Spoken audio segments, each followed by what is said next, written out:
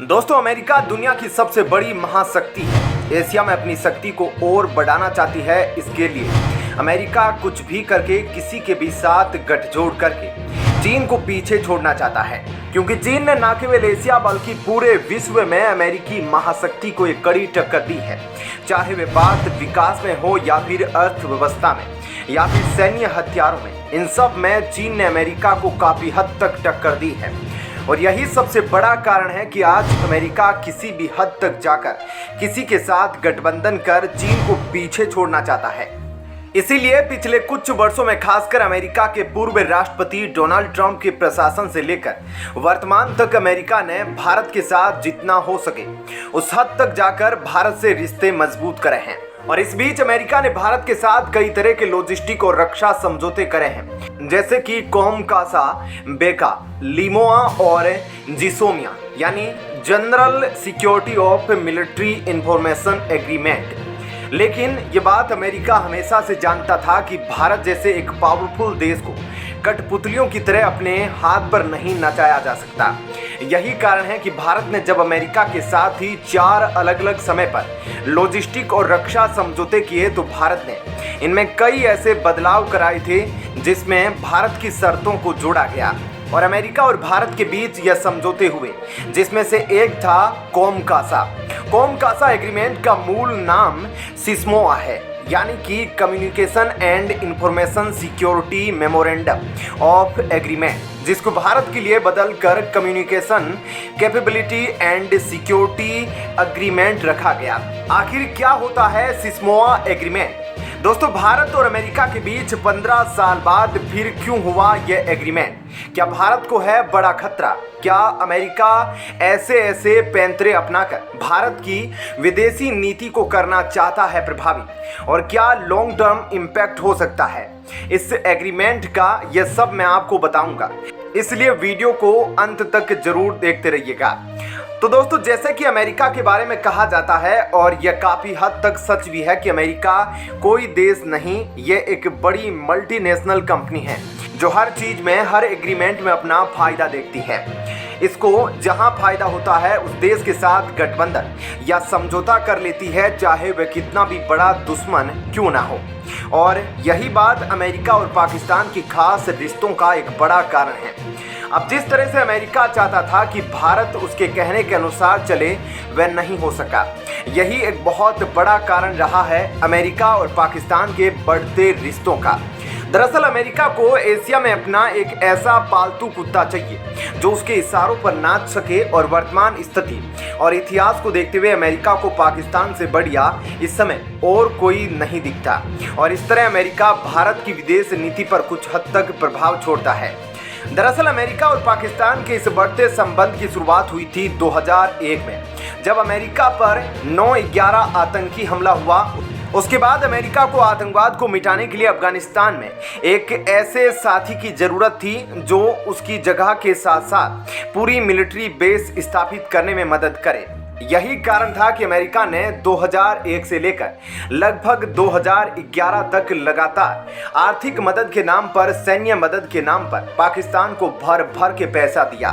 साथ ही अमेरिका ने पाकिस्तान को लड़ाकू विमान से लेकर घातक हथियार तक दिए ताकि अफगानिस्तान में आतंकियों को मारा जा सके। और इसी बढ़ते रिश्तों का एक प्रभाव यह हुआ कि सन 2005 में अमेरिका और पाकिस्तान के बीच सिस्मोआ एग्रीमेंट हुआ, यानी कि communication and information security memorandum of agreement. और यह एग्रीमेंट 15 साल के लिए था, यानी कि इसे 2020 में दोबारा रिन्यू होना था। लेकिन उस समय पाकिस्तान के पूर्व प्रधानमंत्री इमरान खान पाकिस्तान और अमेरिका के रिश्तों के बीच ही रोड़ा बनकर अड़े हुए थे, क्योंकि उन्होंने अमेरिका को उस समय इतना भला बुरा कहा कि अमेरिका पाकिस्तान की राजनीति में इंटरफेयर करता है। और इसके साथ ही उन पर भी आरोप लगे कि उनको सत्ता दिलाने में अमेरिका का हाथ है। इस चक्कर में उन्होंने अमेरिका के साथ जितना हो सके उस हद तक रिश्ते खराब करे।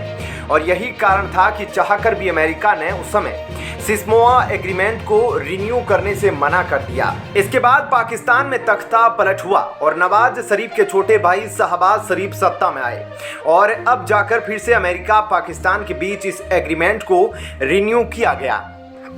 लेकिन अब सोचने वाली बात यह है कि आखिर भारत को इससे क्या खतरा है। हालांकि जब तक यह चारों एग्रीमेंट अमेरिका पाकिस्तान के साथ नहीं कर लेता तब तक भारत को कोई बड़ा खतरा नहीं है।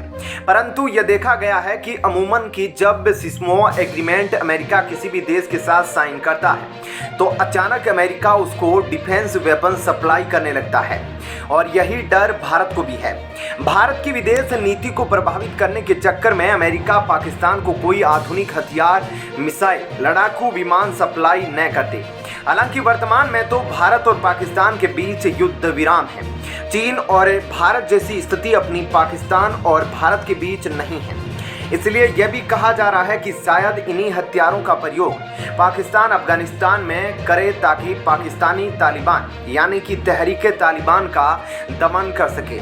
और पाकिस्तान और अमेरिका के बीच हुए इस एग्रीमेंट का सबसे बड़ा कारण यह भी है कि कैसे न कैसे करते पाकिस्तान किसी भी हद तक जाकर IMF से आर्थिक मदद लेना चाहता है, क्योंकि सबको पता है कि IMF में अमेरिका की वोटिंग परसेंटेज सबसे ज़्यादा है।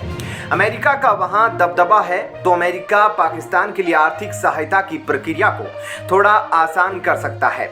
लेकिन भारत ने भी अमेरिका और पाकिस्तान के बीच हुए एग्रीमेंट को हल्के में नहीं लिया और भारत भी पूरी तरह से नजरें बनाए हुए हैं। लेकिन अब देखना यह है कि आखिर भारत की रणनीति क्या है। तो भारत अब दरअसल अमेरिका की इन हरकतों का जवाब नाटो में प्रतिद्वंदी के रूप में अफ्रीकन और एशियन कंट्री के बीच जो एक बड़ा संगठन उभर कर आ रहा है, उसके सहारे अमेरिका की महाशक्ति बनने की जो इच्छा है उसको कड़ी टक्कर दे रहा है। भारत भी यह अच्छी तरह से जानता है कि अमेरिका की विदेश नीति को किस तरह प्रभावित करना है।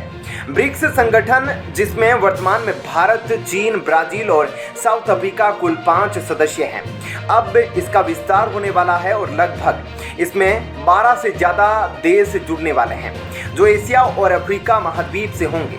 इसके अलावा अब ब्रिक्स देश एक सिंगल करेंसी लाने की बात कर रहे हैं ताकि अमेरिका जो पूरी दुनिया में डॉलर के दाम जो अपनी हुकूमत दर्शाता है, जो तानाशाही करता है, उसको खत्म किया जा सके। और पूरे विश्व में पिछले 2 सालों से यह देखा गया है, खासकर कोविड के बाद से, कि जिस तरह अमेरिका की करेंसी यानी कि डॉलर दिन पर दिन मजबूत होती जा रही है और छोटे देश जिनकी अपनी इनकम नहीं है वह और कमजोर होती जा रही है।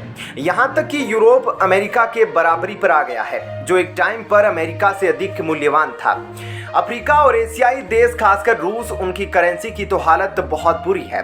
भारतीय उपयोगी कुछ खास नहीं है, वह भी अमेरिकी डॉलर के सामने पिछड़ रहा है।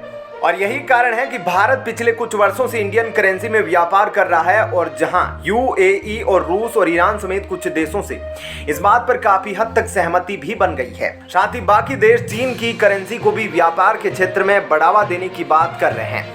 इसके अलावा जो ब्रिक्स संगठनों का खुद का बैंक है, जिसको न्यू डेवलपमेंट बैंक के नाम से जाना जाता है, अब वह भी IMF और वर्ल्ड बैंक की तरह छोटे अल्प विकसित देशों को कई तरह की आर्थिक सुविधाएं उपलब्ध करा रहा है। और यह एक तरह से शुरुआत है अमेरिका के प्रभुत्व को चुनौती देने की, और इसमें भारत और रूस समेत कई देश एक साथ आ रहे हैं। अब देखना यह है कि क्या भारत की प्रतिक्रिया पर अमेरिका कोई एक्शन लेगा या कोई विशेष टिप्पणी करेगा। हालांकि लगता तो नहीं कि अमेरिका सीधे तौर पर भारत को कुछ बोल सकता है, लेकिन डी-डॉलराइजेशन को लेकर जो पहल चल रही है उसमें भारत जिस तरह से एक बड़ी भूमिका निभा रहा है, यह बात खुद अमेरिका के लिए खतरे की घंटी है। ऐसे में क्या कहना है आपका इस खबर पर, जरूर बताएं। धन्यवाद। जय हिंद।